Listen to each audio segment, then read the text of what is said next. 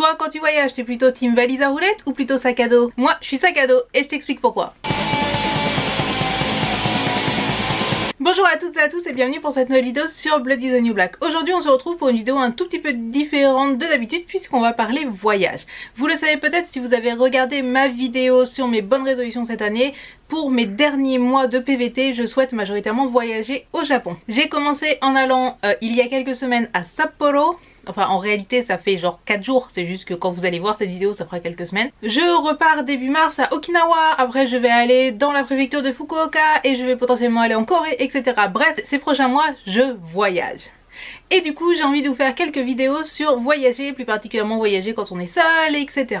Du coup aujourd'hui on va parler d'un truc très important, le sac à dos, et plutôt le voyage en sac à dos. Je sais que la plupart des personnes quand elles voyagent, notamment quand elles voyagent vraiment pour aller faire genre un city trip ou juste faire 4-5 jours dans un milieu assez urbain, bref pas faire de la grosse rando, pas faire le trek en Islande machin pouette, voyage avec une valise en roulette. C'était aussi mon cas auparavant, mais depuis un certain temps je suis passée à ceci.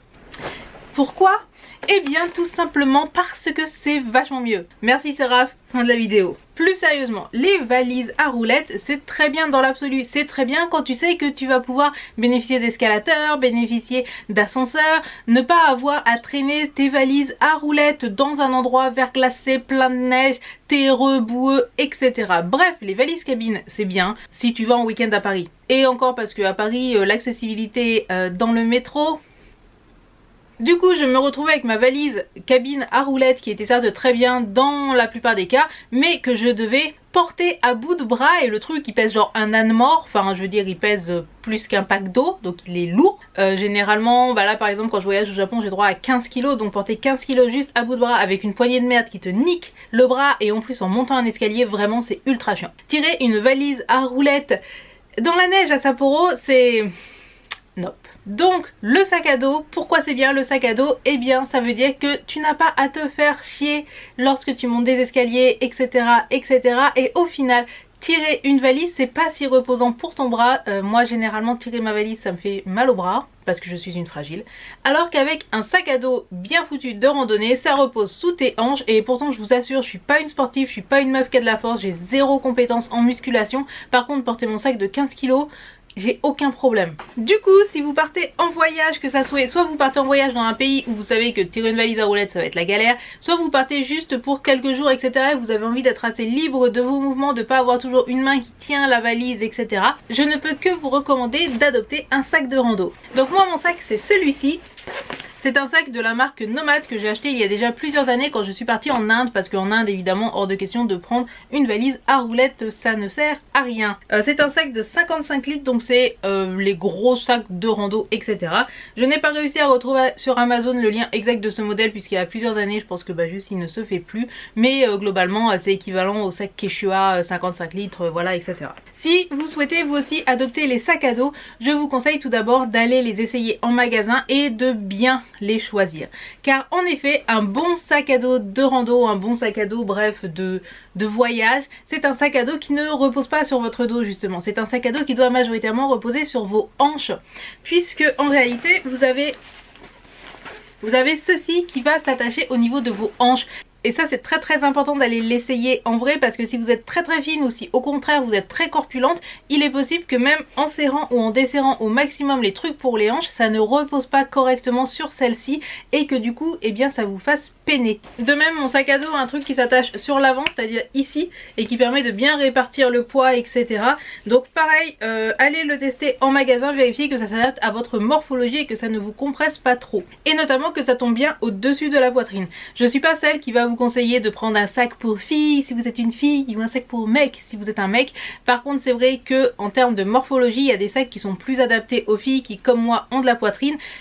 Parce que bah du coup si le truc qui est là il tombe en plein milieu de vos seins, bah ça va vous faire super mal quoi. Ce que je vous conseille aussi c'est de choisir un sac qui a une pochette spéciale imperméable d'intégrer. Donc moi il y en a une en dessous, c'est très pratique, donc ça veut dire que s'il pleut vraiment bah genre bah comme au Japon ça peut arriver pendant la période des pluies, il suffit de sortir la protection, de le mettre sur votre sac et voilà, c'est fini. Pour moi, ce qui était très important et que vous voyez peut-être pas, c'est que là il y a vraiment une poche qui est spécialement dédiée à mettre votre PC portable, etc. Puisque moi quand je voyage toujours avec mon PC, puisque maintenant je suis devenue rédactrice web, donc je travaille même en vacances.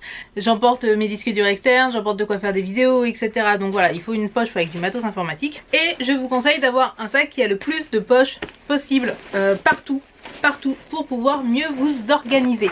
Donc ça c'est pour le choix de votre sac. En termes de prix, je ne me rappelle plus exactement combien je l'ai payé parce que ça fait plusieurs années, mais je pense que vous devez compter quelque chose comme 60-80 balles. Ça me paraît un bon budget pour un sac à dos correct. Bien sûr il y en a à 200-300 balles et tout, mais que les sacs à dos comme ça, c'est la taille d'un bagage cabine, ça rentre tout à fait dans tous les trucs genre Jetstar, EasyJet, etc. Ça rentre dans les bagages cabine, mais vous pouvez aussi le mettre en soute et le blinder à mort, et etc.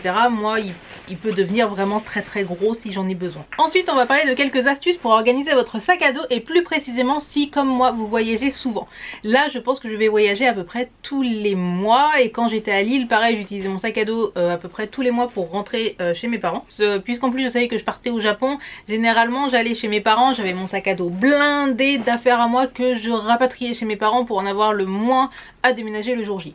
Bref, si vous voyagez régulièrement en sac à dos, je vous conseille vraiment de choisir quelques poches de votre sac, comme par exemple moi c'est celle-là, et de mettre des choses qui vont rester tout le temps dans votre sac. Parce que vous avez beau avoir, comme moi, l'habitude de voyager, vous avez beau avoir l'habitude de partir en week-end, l'habitude de partir sur des petites vacances, etc. Vous allez toujours oublier des trucs. Et parfois des trucs vraiment très importants. Ça m'est arrivé de partir en voyage et d'avoir oublié mes médocs. Sachant que je suis une très grosse migraineuse, donc sans médocs, voilà. Du coup, moi j'ai les poches sur le côté qui ont des trucs qui restent toujours. C'est-à-dire que là par exemple, dedans j'ai mes médicaments. C'est-à-dire que j'ai 2 plaquettes de mes médocs pour les migraines. Et j'ai aussi des petites plaquettes et des petits trucs de dépannage. C'est-à-dire que j'ai un Smecta, j'ai un peu de Vogalène, j'ai un Doliprane, même si ça me fait pas grand chose, et j'ai de l'Aspégique. Bref, tout ça, ça reste ici. Je veille toujours à avoir de la réserve. Généralement j'emporte ma propre trousse à médoc, mais ça veut dire que si un jour je l'oublie, j'ai ce qu'il faut ici. J'ai aussi toujours des échantillons de café, vous savez, des dosettes en stick de café, et j'ai toujours 2 ou 3 sachets de thé pré-emballés, tout simplement parce que généralement je les ai piqués dans des hôtels, ce qui rejoint ma vidéo Radasland. Et là aussi ça va avec mes migraines, le café c'est absolument nécessaire, le matin j'ai besoin de café sinon je me tape des migraines de manque. J'ai cette poche là qui est dédiée plutôt à tout ce qui va être mon matériel photo, donc j'ai laissé généralement, je laisse toujours une vieille clé USB et une vieille carte SD, vous savez la carte SD 8 Go qui sert pas à grand chose, mais si vraiment t'as oublié tes cartes SD ou que tu te retrouves vraiment dans le mal, tu sais que tu en as de rechange, et c'est toujours important si comme moi tu prends beaucoup de photos en voyage et que surtout ça fait partie des choses importantes de ton voyage. Et j'ai toujours des petites batteries de rechange, vous savez les trucs pas énormes, les trucs à 3000 mAh, mais qui peuvent vous sauver la vie en cas de besoin. Après, vu que moi mon besoin particulier c'est de faire des vidéos YouTube, j'ai un mini trépied de merde de rechange, parce que comme ça si j'oublie mon trépied ou pour X ou Y raison, j'ai toujours un truc de merde de rechange pour faire des photos sur trépied. Et bien sûr j'ai toujours des stylos, des papiers, etc. qui traînent dans mon sac, avec des miettes de biscuits, parce que vous savez tous que c'est la base. Alors après effectivement les conseils que je vous donne là, ça peut tout à fait s'adapter si vous avez une valise, sauf que j'ai l'impression qu'on laisse moins souvent des choses dans les poches de sa valise vu qu'il n'y a pas de poche dans la valise. Mais je sais qu'il y a des personnes qui gardent par exemple des trousses entières dans leur valise, qui sont toujours prêtes, et comme ça quand elles font leur valise elles sont même pas à se poser la question. Je vous conseille bien sûr de garder une trousse de secours dans votre sac à dos que vous n'enlèverez jamais, ça sera toujours utile le jour où vous en aurez besoin. Moi j'ai jamais utilisé la mienne, mais je sais que le jour où j'en aurai besoin je serai bien contente. Et enfin, et ça c'est l'astuce ultime que j'ai appris à mes dépens, je vous conseille toujours d'avoir des couverts en plastique, ou des couverts en tout cas dans votre sac à dos, car vous pouvez vous retrouver coincé à mi-Vatn en Islande en pleine tempête de neige avec pour seul truc à bouffer vos nouilles chinoises, et ne pas avoir de fourchette pour bouffer vos putains de nouilles chinoises, ne pas avoir de baguette non plus. Du coup c'est pour cette raison que généralement j'ai toujours des couverts en plastique, genre des cuillères en plastique, des fourchettes en plastique, etc. que j'ai piqué dans des cafés ou que j'ai piqué dans des cafétérias, etc. parce que je suis une grosse radasse, on le sait tous, dans mon sac à dos. Ensuite, pour ce qui est de l'organisation du sac à dos, parce que on est d'accord que ça peut très vite devenir le bordel. Bon, je pense que ça tout le monde connaît l'astuce, c'est de tout mettre dans des trousses séparées. Moi j'utilisais des pochons, ma boîte à beauté, parce que voilà, ils étaient très bien. Tu fais ta trousse avec tes sous-vêtements, ta trousse avec tes fringues, ta trousse avec tout ton matos photo et vidéo parce que voilà. Tu fais ta trousse avec tes médocs, etc. Bref, tu compartimentes, ça sera ultra pratique. Et si par exemple tu dors en auberge de jeunesse, ça sera beaucoup plus simple pour trouver toutes tes affaires et ne pas déranger les personnes qui pourraient être en train de dormir pendant que toi tu arrives dans le dortoir et que tu prépares tu te prépares à dormir quoi. Ensuite, 2 astuces que je te conseille si tu voyages en avion. Le premier, c'est d'avoir dans ton sac à dos un autre sac. Pourquoi? Bah tout simplement parce que avec un peu de chance, ton gros sac à dos, tu vas soit le laisser à ton hôtel, soit le laisser à ton auberge, soit le laisser dans un casier. Et du coup, pour ta journée, tu as besoin d'avoir un autre petit sac à dos. Et si tu voyages avec un avion low cost, tu n'auras droit qu'à un seul sac. Et peu importe si l'autre il ne prend pas de place. Donc et là-dedans un sac à dos pliable. Tu sais, un sac à dos que tu peux vraiment foutre en boule et foutre là-dedans qui ne prendra pas de place. Et ça te sauvera la vie, ça sera vraiment ultra pratique. Et l'autre truc, si tu voyages en avion, tu dois le savoir, quand tu passes les grilles de sécurité, on te fait jeter ta bouteille d'eau. Et généralement, acheter une bouteille d'eau quand tu as passé la frontière à l'aéroport, ça coûte la peau du cul. Du coup, ce que j'ai remarqué que faisaient les gens, les vrais voyageurs, etc., c'est qu'ils ont en fait un tumbler ou... ouais, un tumbler, c'est ça le vrai nom, ou une water bottle, enfin bref, t'as compris. Du coup, ils ont cette espèce de bouteille en plastique qui est totalement vide et une fois passé la frontière, ils vont la remplir d'eau. Et ça, c'est vraiment l'astuce qui a changé ma vie parce que à chaque fois, je suis dans le mal parce qu'on m'a fait jeter ma bouteille d'eau que j'ai pas envie de payer 3,50 € la petite bouteille de 50 centilitres sa mère. Tu achètes ta water bottle une bonne fois pour toutes. Moi, je pense que je vais aller m'acheter celle de Starbucks spéciale Sakura parce que voilà, je suis faible. Mais sinon, t'en trouves à Action, t'en trouves à Nose, etc. Vraiment pour une misère. Voici qui clôt ma vidéo avec mes astuces pour voyager avec son sac à dos. Si ce genre de vidéo sur le voyage vous intéresse, n'hésitez pas à me le dire en commentaire. J'ai notamment idée de faire des vidéos sur toutes les astuces pour bien voyager en avion, etc., etc. Donc si ça vous intéresse, dites-le moi en commentaire. Si ça vous intéresse pas, bah, de toute façon je le verrai parce que personne ne regardera la vidéo. Voilà, voilà.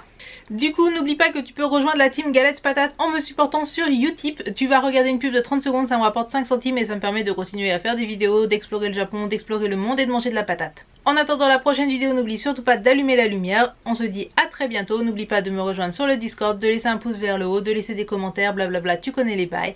Bref, à la prochaine. Tchuss!